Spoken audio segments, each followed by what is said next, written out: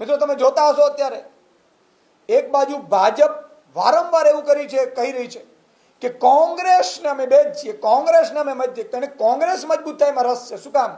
કે પછી એ બેસી શકે. અને અત્યાર સુધી કોંગ્રેસના કેટલા નેતાઓ ઉપર એફઆઈઆર થઈ ભાઈ.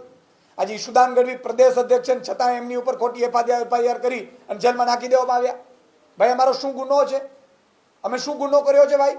અમે લોકોનો અવાજ બનીએ છીએ.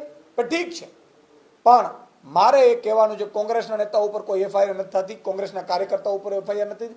મેં તો એવું સાંભળ્યું છે કે જ્યાં કોંગ્રેસને ઉમેદવારો નથી મળતા તે ભાજપ પૂરા પાડી રહી છે. આ શું થઈ રહ્યું છે ગુજરાતમાં? તો ગુજરાતની જનતા પાસે તમારા મીડિયાના માધ્યમથી આ મેસેજ પહોંચવો જોઈએ કે ભાજપ કોંગ્રેસ એક થઈ પોલીસનો સહારો લઈ પોલીસ આગળ કરીને ચૂંટણી આમ આદમી પાર્ટી સામે લડી રહી છે, આમ જનતા સામે લડી રહી છે. બીજો બે મુદ્દા મારે આપની સમક્ષ બીજા લાવવા છે. આજે ઘણા લોકો ખેડૂત આંદોલન થયું, ખેડૂતો ત્યારે જે વિરોધ કરી રહ્યા હોય અથવા તો જેલમાં ગયા હોય એ લોકો એક્ટિવ હોય, એમને પણ ડરાવવામાં આવી રહ્યા છે કે તમે જો આવું કરશો તો તમને ખોટી રીતે જેલમાં નાખી દેવામાં આવશે. પોલીસો ધમકી આપી રહ્યા હોવાના પણ મેસેજ છે. અને મને એવા પણ અંદરખાને મેસેજ મળ્યા છે કે હજુ તો ઘણા આમ આદમી પાર્ટીના લીડરોને આ લોકો ભાજપ એટલી ડરી ગઈ છે કે ચૂંટણી લડવા સક્ષમ નથી. ભાજપ સીધી રીતે ચૂંટણી લડી શકે એમ નથી. ભાજપના કામથી ચૂંટણી ભાજપ લડી શકે એમ છે નહીં.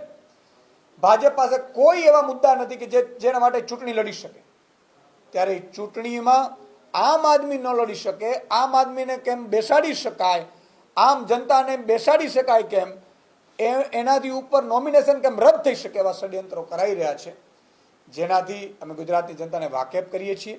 અમે એટલી ક્લિયર છે ગુજરાતની જનતાને કહીએ છીએ અમે તમારા માટે લડીશું, ઝૂકીશું નહીં, ડરીશું નહીં. આ લોકો એક એફઆઈઆર કરે, 2 કરે, 5 કરે, જેટલી આપણે ફરિયાદો કરવી તે કરે, પોલીસને આગળ કરે, અમે ઝૂકવાના નથી. અમે લડીશું અને ગુજરાતની જનતાની સાથે લઈ અને આ ચૂંટણીઓ જીતીને બતાવીશું.